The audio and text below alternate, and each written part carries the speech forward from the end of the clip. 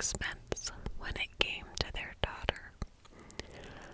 From a very young age, Joan was very drawn to horses, and she began riding them when she was just 3 years old.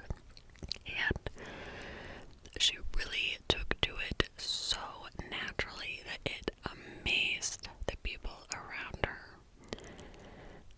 She won her first blue ribbon at the Houston Livestock Show and Rodeo when she was just 5 years old, and by the time she was 7, she was regularly competing at an amateur level, and they said Joan won first or second place in every single competition that she entered. So she is this daughter to a wealthy oil man.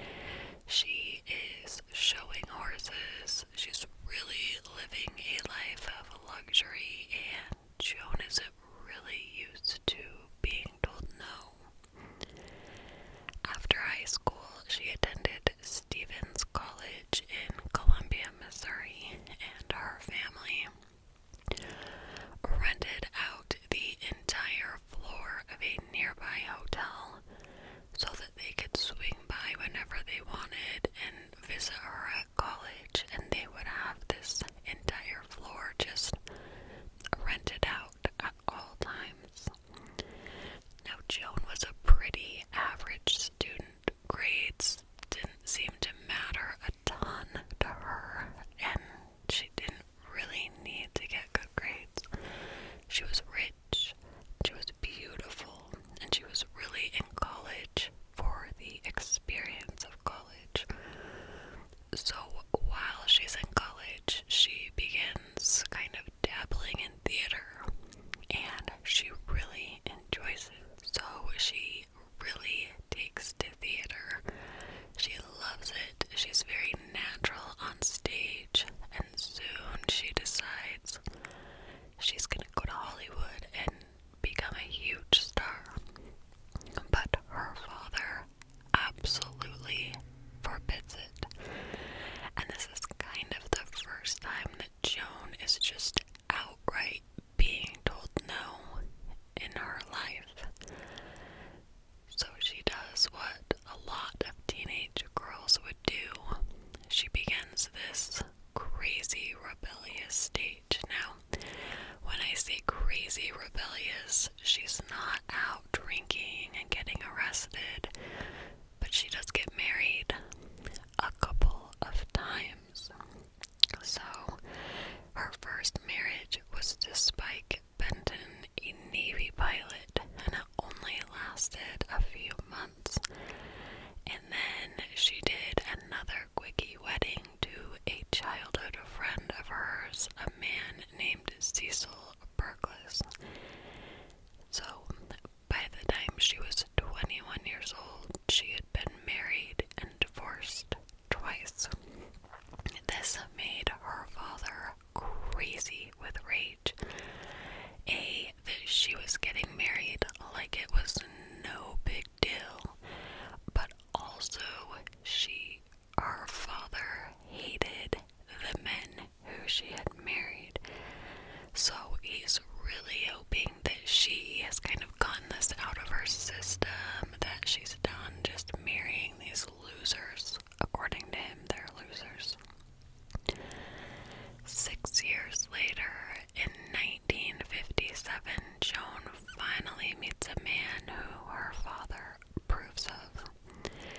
She dated and then eventually married Dr. Joan Hill, who was described by the Houston Chronicle as, quote, one of the city's leading plastic surgeons. Their wedding was this huge, lavish event, and the couple soon settled into a pretty comfortable life together. Joan continued competing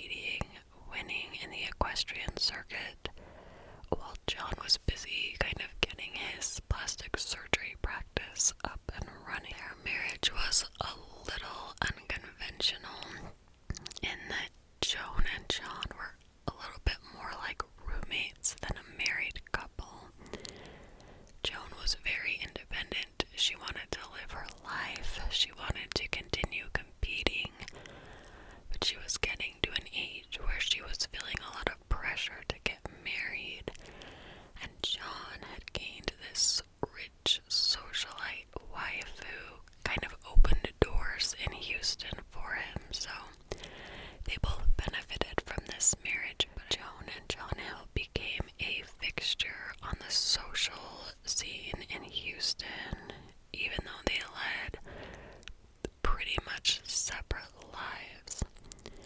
3 years after they were married, in 1960, Joan gave birth to a baby boy who they named Robert Ashton Hill, but they called him Boot, which was his nickname.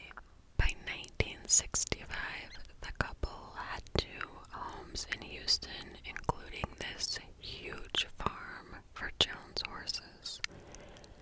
John ended up borrowing money from his father-in-law for his second mortgage, and soon he was asking money from Ash again. So this time John decided he wanted to chase his dreams and make it big in the music business, and he had this whole empty wing of one of their homes that he wanted to convert into this huge music room. John joined a band and they really liked making music together, and he wanted a studio in the home. So he asked Ash to loan him $10,000, and Ash refused. Giving his daughter everything she wanted was one thing, but giving his son-in-law $10,000 to make a music room was not something Ash was going to do. But John Hill was not about to give up his musical dreams, so he went to a bank and he was able to get a loan to make this music room. This studio took 4 years to complete, and the costs kept snowballing and increasing as John added imported pianos and expensive speakers. So what had begun as a $10,000 project ended up costing $100,000, and Joan was not happy. $100,000 in the 60s would be about $879,000 in today's money. So Joan really kind of began to resent her husband's spending habits, and in 1968, it seemed like they were well on their way to ending their marriage. Joan felt like all John cared about was his music room. She was just kind of an afterthought. She really resented him spending all of their money. Soon, John was having an affair with a woman named Ann Kurth. Ann Kurth had 3 sons and 3 ex-husbands when she met John. They were both picking up their kids from the same summer camp when they first met. So they began this long-term affair, and John was in a very bad place in his marriage at this time, and he was so in love with Anne. It was very much the grass is greener on the other side type of thing, that he ended up leaving both of the houses that he and Joan lived in. Right after working on this music room for 4 years and spending $100,000, he walks away because he wants to be with his girlfriend. So one day Joan comes home and she just finds this note that says, quote, "Things are not good between us," end quote. Joan had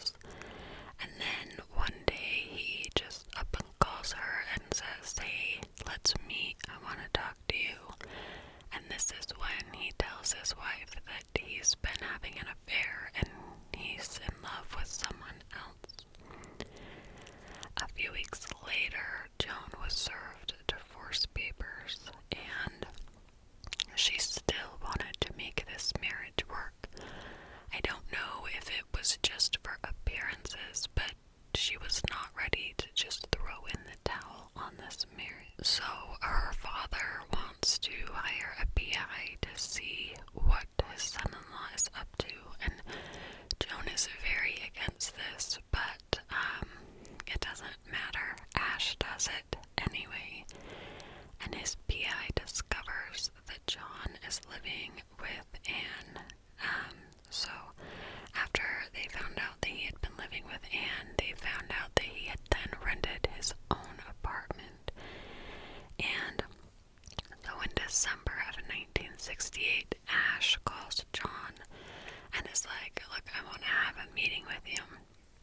So he sits his son-in-law down and basically says, if you do not go back to my daughter and make this work, you are going to have to pay me back all of the money you've borrowed over the years, or I will take legal action to make you repay me. So John immediately withdraws his petition for divorce, and he reconciles with his wife just before Christmas in 1968. Things seem to be okay in the marriage for a while, but the thing is, Anne, John's lover, did not want to stop seeing John, and honestly, John didn't want to stop seeing her either. By early January 1969, the two were seeing each other again, and soon Joan began getting sick. A week before her death, Joan had some out-of-town friends staying at her house. The friends were there, and they remember there were a lot of fights between Joan and John in the week that they stayed in their Houston house. They also remember John coming home with pastries, and he was very specific about how he handed them out. He would be like, oh, this one's for you, this one's for you, oh, no, that one's for Joan, but here, you can have this one. Which I guess at the time, nobody thought anything of until Joan got sick. On Friday, March 14th, 1969, the Hills attended Houston's annual Wild Game dinner, and during this dinner, John's band played. Then the couple left early, and on their way home, they got into this huge fight. Joan had recently learned that her husband had kept his apartment.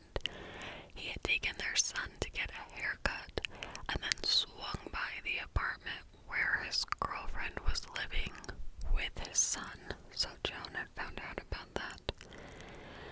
So she's mad. They're fighting like crazy. So that night, Joan returns home. She's kind of ranting to her friends about John, and she's talking about calling her lawyer and having John removed from her will. So things are really tense that night. So the friends are pretty shocked when Joan wakes up, and she's super happy, and she says that her and John are gonna work things out. He made her very happy the night before, and he, quote, told me things I've never heard before, and so she basically is saying she thinks everything is gonna work out. They had kind of made up the night before. The next morning, these friends of the Hills notice Joan is in bed late into the afternoon. She would later tell her friends that John had given her some pills that had really knocked her out. Joan spent most of the day in bed, and she was starting to get sick as she was unable to keep any food down. John checked on his wife several times and then told the house guests that he was gonna go get her some medicine and go visit a friend. That evening, Joan was still very sick, so John took their house guests out to dinner, but Joan stayed home. She continued to be sick, and she really wasn't having any improvements for days. And on March 17th, her friends came in to say goodbye to her because they were going back to Dallas. And Joan told them that she felt very dehydrated, and she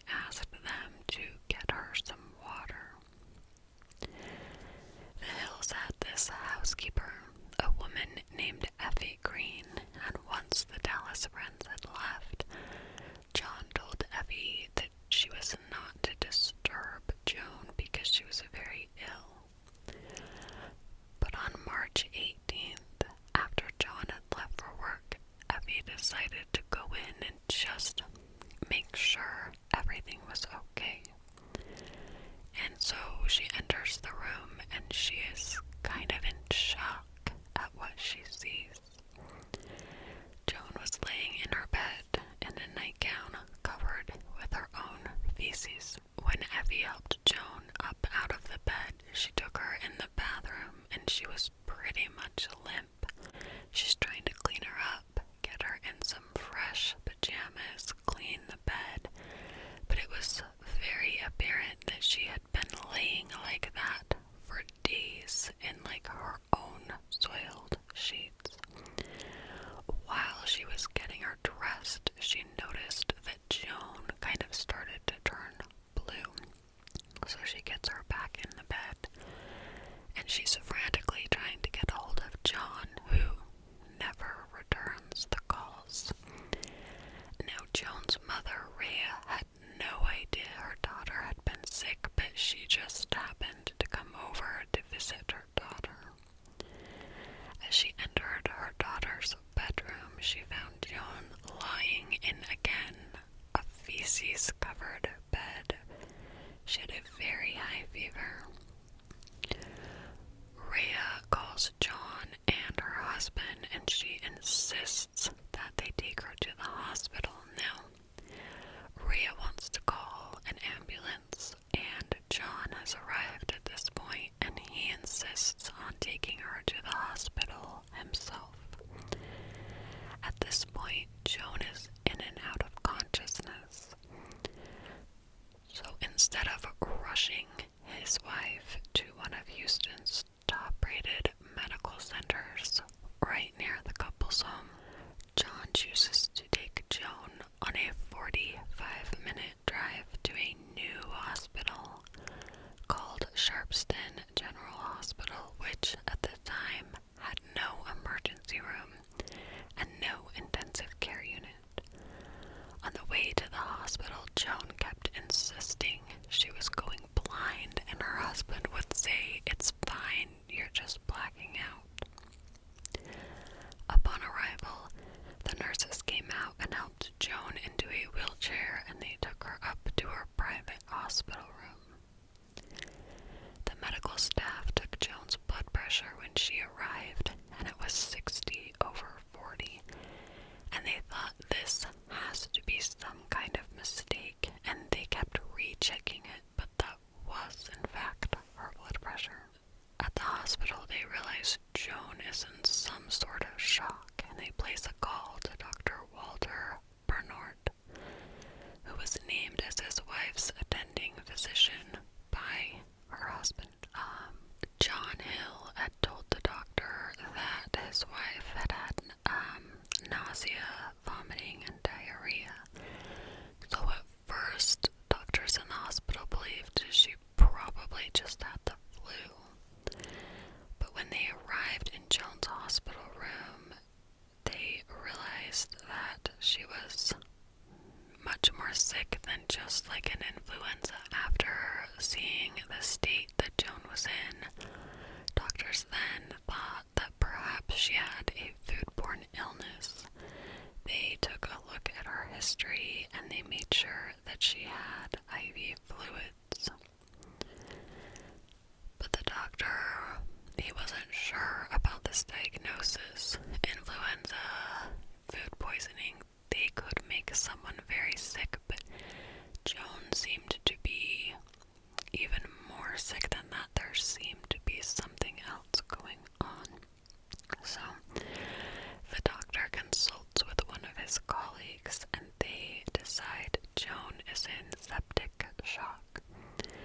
So they order blood cultures, which take 72 hours to process. Joan had been a patient at Sharpstown General for 6 hours when her kidney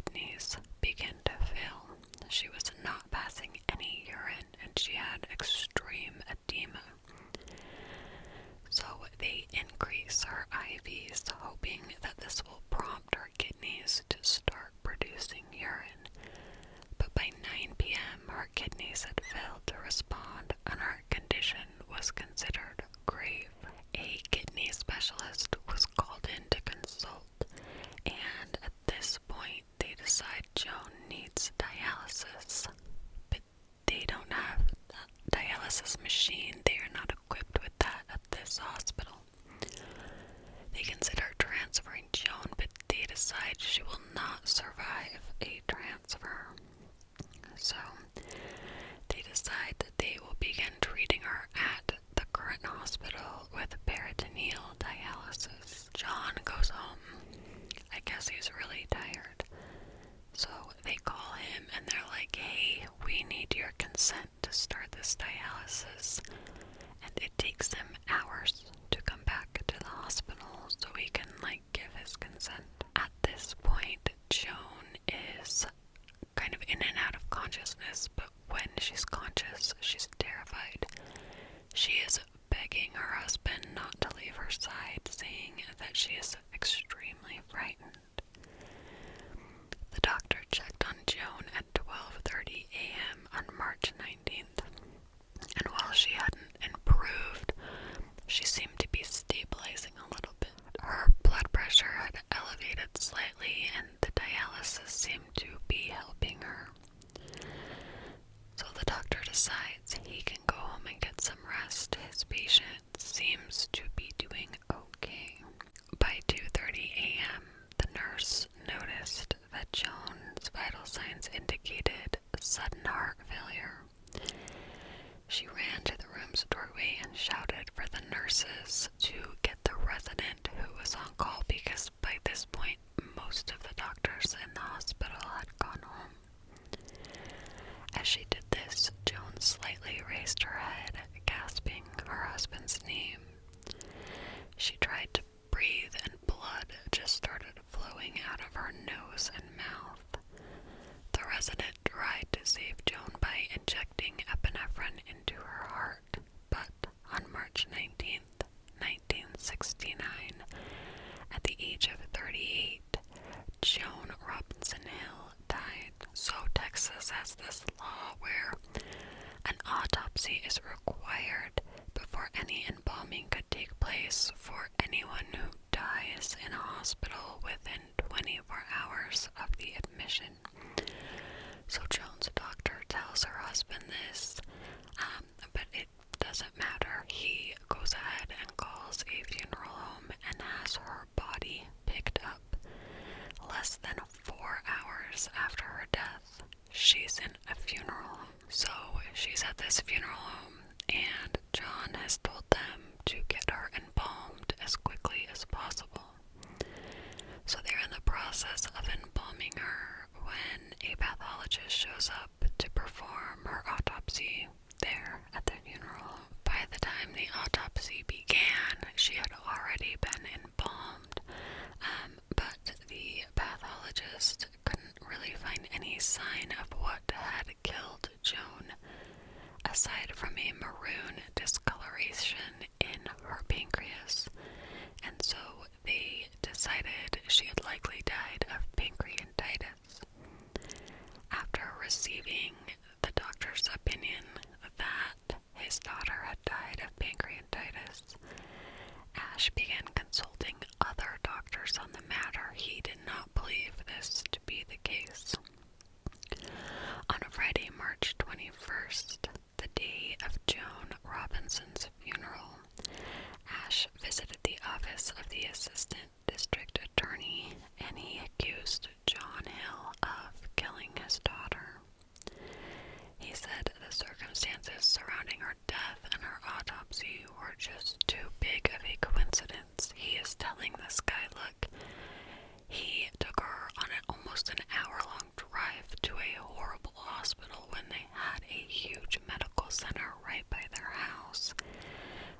He's saying, she was supposed to have an autopsy, and he knew that, and he had her body transferred.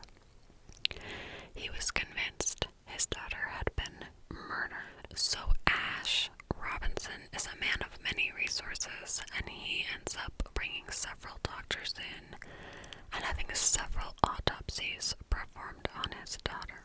After this series of autopsies, It is indicated that Joan had died from a massive infection from an unidentified source.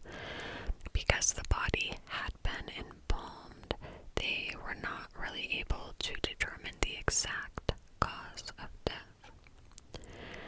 So, following all of these autopsies, the coroner comes out with a new report that says, quote, "It is now, in my opinion, that Joan Robinson Hill came to her death as a result of an infectious process, the specific nature of which is no longer determinable." This report was issued in April of 1970, and it also noted that John Hill's treatment of his wife at home and the delay in seeking specialized medical attention at the hospital were factors in the death of Joan. After Joan's death, John pretty immediately marries his girlfriend, Anne Kurth, and he ended up divorcing her less than a year later. Following his marriage to Kurth, he then gets accused by his father-in-law of poisoning Joan, and a petition was filed in the district attorney's office to launch a murder investigation. A grand jury began hearing evidence in the summer of 1969, and at this point they ordered to have her body once again exhumed. And now this would go on for years. There were actually 3 grand juries that were brought together to hear evidence, and at one point police talked to Anne, who said that she knows John killed his wife. So there would end up being a series of 3 grand juries brought together to hear evidence against John Hill. And Anne Kurth ended up testifying. She said that John had tried to kill her in the past, and that he had admitted to her to injecting Joan's pastries with an infectious bacteria, and later infecting her body itself with this bacteria. However, when Anne is giving this testimony, she's kind of going off the cuff. She's yelling things, she's accusing people of things, and the whole courtroom is kind of in disarray. Things get out of control, and the judge declares a mistrial because of her testimony.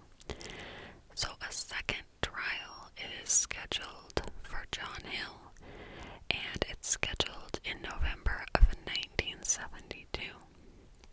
On September 24th of 1972, a few weeks before this trial was supposed to begin, John Hill was shot and killed by a masked gunman during a robbery of his mansion